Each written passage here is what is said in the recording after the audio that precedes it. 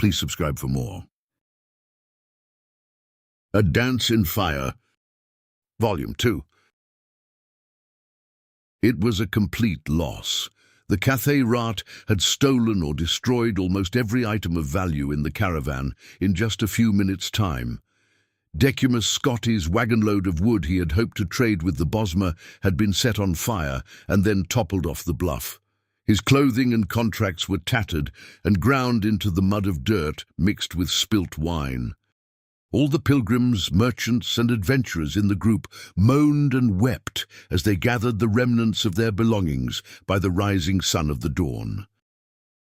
I best not tell anyone that I managed to hold on to my notes for my translation of the Noriad play Bar, whispered the poet Griff Mallon. They'd probably turn on me. Scotti politely declined the opportunity of telling Mallon just how little value he himself placed on the man's property. Instead, he counted the coins in his purse. 34 gold pieces. Very little indeed for an entrepreneur beginning a new business. Hoy! Came a cry from the wood. A small party of Bosmer emerged from the thicket, clad in leather mail and bearing arms. Friend or foe? Neither, growled the convoy head. You must be the Cyrodiles, laughed the leader of the group, a tall, skeleton-thin youth with a sharp, vulpine face. We heard you were en route. Evidently so did our enemies. I thought the war was over, muttered one of the caravan's now ruined merchants. The Bosmer laughed again. No act of war, just a little border enterprise. You are going on to Valenwood. I'm not. The convoy head shook his head. As far as I'm concerned, my duty is done. No more horses, no more caravan. Just a fat profit loss to me. The men and women crowded around the man, protesting, threatening, begging, but he refused to step foot in Valenwood. If these were the new times of peace, he said, he'd rather come back for the next war. Scotti tried a different route and approached the Bosmer. He spoke with an authoritative but friendly voice, the kind he used in negotiations with peevish carpenters. I don't suppose you'd consider escorting me to Valenwood. I'm a representative for an important imperial agency, the Atreus Building Commission, here to help repair and alleviate some of the problems the war with the Khajiit brought to your province. Patriotism. 20 gold pieces, and you must carry your own gear if you have any left, replied the Bosmer. Scotti reflected that negotiations with peevish carpenters rarely went his way either. 6 eager people had enough gold on them for payment. Among those without funds was the poet, who appealed to Scotti for assistance. I'm sorry, Griff. I only have 14 gold left over. Not even enough for a decent room when I get to Valenwood. I really would help you if I could, said Scotti, persuading himself that it was true. The band of 6 and their Bosmer escorts began the descent down a rocky path along the bluff. Within an hour's time, they were deep in the jungles of Valenwood. A never-ending canopy of hues of browns and greens obscured the sky. A millennia's worth of fallen leaves formed a deep, wormy sea of putrefaction beneath their feet. Several miles were crossed wading through the slime. For several more, they took a labyrinthian path across fallen branches and the low-hanging boughs of giant trees. All the while, hour after hour, the inexhaustible Bosmer host moved so fast, the Cyrodiils struggled to keep from being left behind. A red-faced little merchant with short legs took a bad step on a rotten branch and nearly fell. His fellow provincials had to help him up. The Bosmer paused only a moment, their eyes continually darting to the shadows in the trees above, before moving on at their usual expeditious pace. What are they so nervous about? Wheezed the merchant irritably. More Cathay rot? Don't be ridiculous, laughed the Bosmer unconvincingly.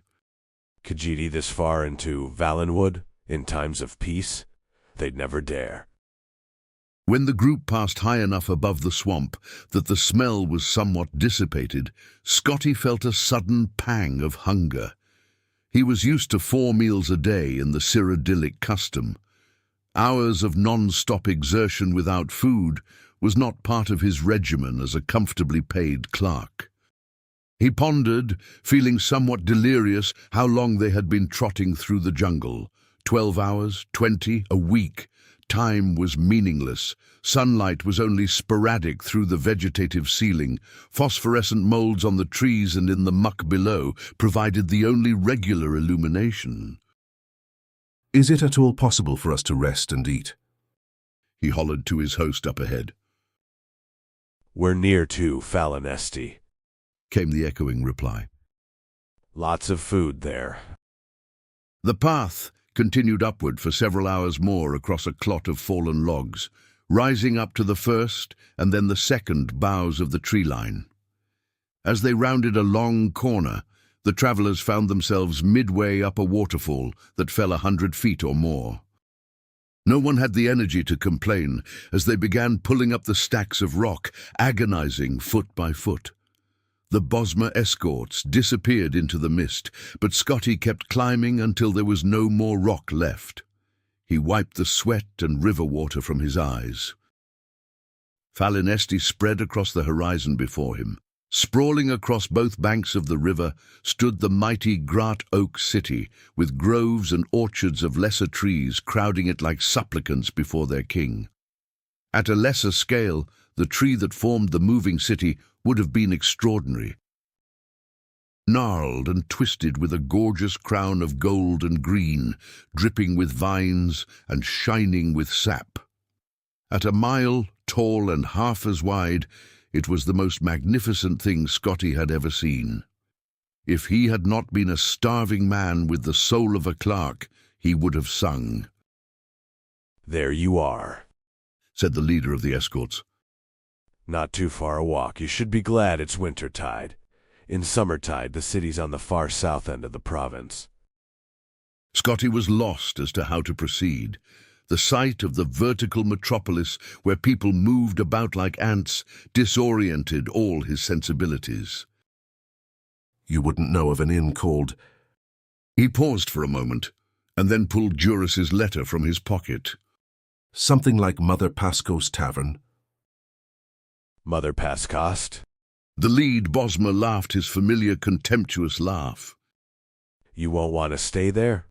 Visitors always prefer the Essia Hall in the top boughs. It's expensive, but very nice. I'm meeting someone at Mother Pascost's Tavern.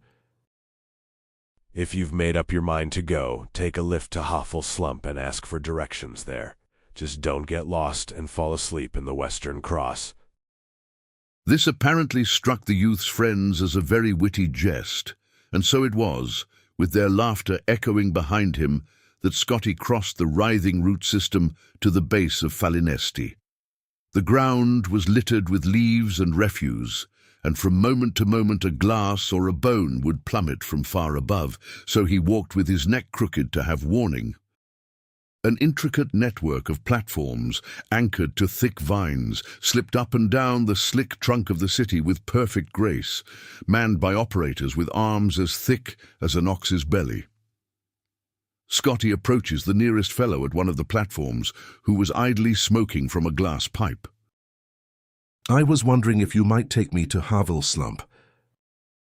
The Mer nodded, and within a few minutes' time, Scotti was 200 feet in the air, at a crook between two mighty branches. Curled webs of moss stretched unevenly across the fork, forming a sharing roof for several dozen small buildings. There were only a few souls in the alley, but around the bend ahead he could hear the sound of music and people. Scotti tipped the Valenwood platform ferryman a gold piece and asked for the location of Mother Pascost's Tavern. Straight ahead of you, sir, but you won't find anyone there. The ferryman explained, pointing in the direction of the noise. Mourned us everyone in Hoffel Slump has revelry. Scotti walked carefully along the narrow street. Though the ground felt as solid as the marble avenues of the imperial city, there were slick cracks in the bark that exposed fatal drops into the river. He took a moment to sit down, to rest and get used to the view from the heights. It was a beautiful day for certain, but it took Scotti only a few minutes of contemplation to rise up in alarm. A jolly little raft anchored downstream below him had distinctly moved several inches while he watched it, but it hadn't moved at all. He had, together with everything around him. It was no metaphor. The city of Valenwood walked, and considering its size, it moved quickly. Scotti rose to his feet and into a cloud of smoke that drifted out from around the bend. It was the most delicious roast he had ever smelled. The clerk forgot his fear and ran.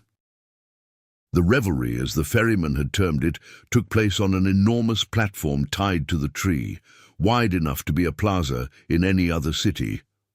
A fantastic assortment of the most amazing people Scotti had ever seen were jammed shoulder to shoulder together, many eating, many more drinking, and some dancing to a lutist and singer perched on an offshoot above the crowd.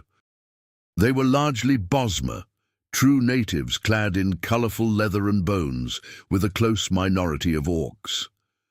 Whirling through the throng, dancing and bellowing at one another, were a hideous ape people. A few heads bobbing over the tops of the crowd belonged not, as Scotti first assumed, to very tall people, but to a family of centaurs. "Care for some mutton?" queried a wizened old mare who roasted an enormous beast on some red-hot rocks. Scotti quickly paid him a gold piece and devoured the leg he was given, and then another gold piece and another leg. The fellow chuckled when Scotti began choking on a piece of gristle and handed him a mug of a frothing white drink.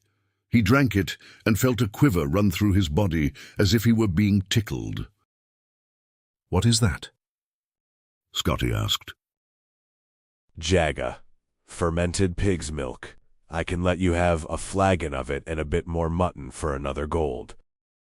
Scotti agreed, paid, gobbled down the meat, and took the flagon with him as he slipped into the crowd.